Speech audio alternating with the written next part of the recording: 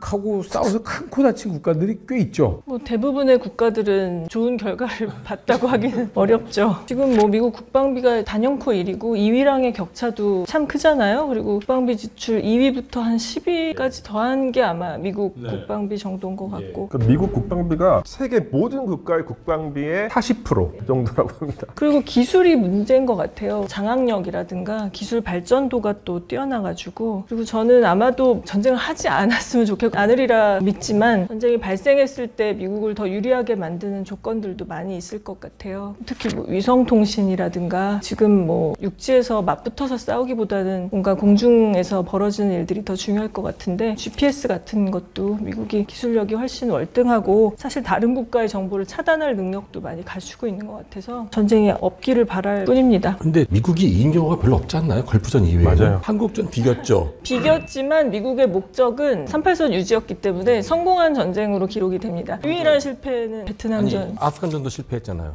아 그렇죠. 그러니까 저는 이해한 바로는 미국을 못 이기는데 일단 미국이 완전히 압도해서 정리해버리는 데가 이란도 지금 몇 년째 싸우고 있잖아요. 사실은 미국이 군사력은 최후로 수단을 쓰는 것 같아요. 제일 처음에는 경제적으로 압도를 하고 안 되면은 CIA가 암살이나 이런 걸로 정리를 하고 그게 안 되면 이제 군대 들어가는 거죠. 근데 미국이 전면전 자체를 사실은 잘 하지도 않고 전면전으로 상대방 국가를 절멸시키려는 노력 자체도 잘 안 하는 것 같아요. 적당히 때리는 정도, 잽 정도로 때리기 때문에 사실은 그렇게 미국이 압도적인 승리를 거두지는 못한. 그러니까 미국 국방 정책의 목적 자체가 군사력을 무지막지하게 가져서 단연코 강하다는 거를 적이 알게 해서 덤비지 않게 하는 것. 그리고 지금 잘못 말씀하신 게 1차 대전과 2차 대전인데 무슨 말씀하시는 거예요? 아니 근데 그건 혼자 한 게 아니라 다 같이 했었잖아요. 하지만 미국이 들어가서 이긴 거는 맞죠. 2차 대전 같은 경우는 히틀러 막아낸 거는 소련이 2천만 명이나 희생해서 막아냈잖아요. 그렇긴 한데 미국의 빵과 미국의 석유가 들어갔죠. 소련이 그때 안 막았으면 사실 지금 달라졌을 거기 때문에. 역시 소련 유학파시죠. 그러니까 그게 사실 보면은 2차 대전은 미국의 승리로만 오해를 많이 하는데 실제로 약간 객관적인 데이터를 봐도 미국도 물론 원조를 많이 하긴 했지만은 실질적인 전쟁이라든지 전사자라든지 무기라든지 모든 것은 사실 소련 쪽이 훨씬 더 많이 했다라고 알고 있고 저는요. 전쟁 기간도 그렇고 참전한 인원이나 희생이 가장 컸던 건 소련이 맞는데 근데 결정타, 마지막 승리를 위한 결정타는 미국이 한 게 맞다고 생각이 되고요. 무엇보다도 전쟁 이후에 경쟁에서. 그러니까 지금 이제 아까 이제 사회자님이 말씀하셨지만 그 전 세계가 미국한테 다 덤비면 누가 이기냐라는 이 질문 자체가 사실은 미국의 어떤 군사력에 진짜 압도적인 힘을 내포하고 있는 것 같아요. 이게 사실 재미로 하는 이야기이긴 한데 특히 이제 밀떡들은 엄청 좋아하는 이야기이긴 한데 사실 의미 없는 얘기죠. 사실 어떤 면에서는. 그렇지만 계속해서 회자된다는 것은 미국 군사력이 그만큼 지금 현 시점에서는 압도적이다. 이렇게 저는 생각을 합니다. 억지력은 대단하죠. 억지력은 대단한데 중동에서는 성적은 그렇게 좋지는 않습니다. 자기 땅을 침략해서 전쟁하는 것이 아니라 자기 땅은 피해가 없는 상태에서 다른 나라에 갔기 때문에 그게 물론 큰 역할을 했지만은 그게 옆에 집 가서 불 꺼준 거랑 우리 집에 들어오는 것을 막은 거랑은 약간 좀 다른 맥락이긴 한데 그래서 미국이 초대 강국이 될 수 있었던 것 같아요. 내 집에서 안 싸워서. 확실히 강 교수님은 약간 소련 유학파라서 그러신지 몰라도 냉소적인 약간 그런 면이 있으신 것 같습니다. 월남전 보세요. 얼마나 월남전 보면은 그 전쟁이 스노스미 나오는 전쟁이. 근데 월남전은 진짜 미국의 참패죠. 근데 또 이런 점도 있어요. 이제 저는 이제 약간 어쩌다 보니까 제가 미국 편을 읽게 됐는데, 그러니까 미국이 최근에 20세기 중반 이후에 이제 수행했었던 전쟁들은 미국 입장에서는 총력전이 아니에요. 그냥 정치적인 어떤 액션으로서의 전쟁인 것이지 다만 그 상대국들은 총력전이었죠. 그런 측면에서 미국이 압도적인 승리를 거두지 못했다라고도 말할 수 있는 것 같고요. 근데 이제 현 시점을 기준으로 했을 때 그러니까 만약에 이거 진짜 상상의 영역인데 지금 다른 세계 국가들이 다 합심을 해서 미국을 공격을 한다. 과연 미국 본토까지 이룰 수 있을까라고 했을 때 제가 갖고 있는 군사적인 상식으로는 불가능하다고 생각을 해요. 그 이유가 뭐냐면 일단 해군력에 있어가지고 제가 이제 사실은 해군 출신입니다. 그래서 해군 군사 체계에 좀 관심이 있는데 해군력의 차원에서 정말 미국은 이게 진짜 압도적이에요. 그러니까 이를테면 현대의 해군력을 측정하는 여러 가지 방법 중에서 하나가 첫 번째는 이지스함 보유 개수인데 전 세계 전체에 지금 돌아다니고 있는 이지스함이 한 200척 정도 되거든요. 그 중에서 100척이 미국에 있어요. 그리고 나머지 100척과 이 미국의 100척을 비교했을 때 이 톤수가 미국의 100척은 전부 다 8,000톤급 이상인데 반해서 다른 국가들의 이지스함들은 조금 더 낮은 급이 많죠. 쉬운 예로 대한민국 해군의 주력 군함이 세종대왕급 구축함이랑 최근에 취역한 정조대왕급 이지스 구축함인데 이게 한국에 지금 총 4대가 있거든요. 근데 이게 미국에 100척이 있는 거예요. 그리고 항공모함 전력으로 가면은 사실 더 격차가 벌어지는데 항공모함 같은 경우는 전 세계에 한 20척 정도가 있어요. 그 중에서 미국이 11척을 사실 운영을 할 때 다른 국가에 있는 항모 전력을 다 모아도 톤수 소스적으로는 미국의 반도 사실은 못 채우거든요. 그런데 이제 문제는 근데 그 항모가 추적이 된다는 얘기잖아요. 근데 추적이 돼도 전력 자체가 너무나 차이가 나는 게 왜냐하면 이제 미국 이 항모가 갖고 있는 파괴력은 거기에 탑재되어 있는 함재기의 성능이랑도 비슷한데 지금 미국 항모에 실려 있는 가장 주력 전투기는 FA-18인데 이 FA-18 자체도 전투기적으로 봤을 때 4.5세대. 근데 이 4.5세대를 막을 수 있는 다른 국가의 항공 전력이 있냐? 사실 러시아 항공우주군도 사실 막아내기 버겁거든요. 근데 지금 사실은 미국에서 보고서도 나오긴 했지만 항공모함의 위험성을 느끼고 있어요. 왜냐면 중국이 다 지금 추적을 하고 있고 더군다나 여기에 지금 슈퍼소닉 미사일을 쏜단 말이에요. 그럼 항모가 막을 수가 없는 거죠. 그러니까 공격력에 있어서는 미국이 최강인 거는 사실인데 그러니까 추적이 된다라는 뜻이 지금 개발하고 있는 러시아나 중국에서 개발하고 있는 이 미사일을 막기가 어렵다라는 지금 이제 뭐 상황이 전쟁의 패러다임도 바뀌는데 누구 한쪽이 월등하게 국력이 크다고 해서 그 나라가 유지가 되는 것도 아니고 실제 그걸 가장 잘 보여주는 게 유라시아 초원 유목사인데 분명히 몽골이나 흉노나 보면은 수많은 유목민들은 객관적인 전력이나 경제력은 정참기인 중국에 비교가 안 되게 낮거든요. 실제로 전술도 되게 보면은 단순하고 무기도 별로 안 되게 가벼운 것밖에 안 쓰는데 불구하고 그들이 꼭 무조건 졌다가 아니거든요. 그러니까 이거는 우리가 미국이 엄청난 국력 갖고 있다는 걸 아는데 그것 때문에 모든 것이 더 이상의 또한 역사적으로 앞으로 전쟁이 다 막아낼 수 있을 것이냐. 지금 상황상 보면 미국은 대한민국을 최우선 동맹으로 생각할까요? 그런 적이 있나요?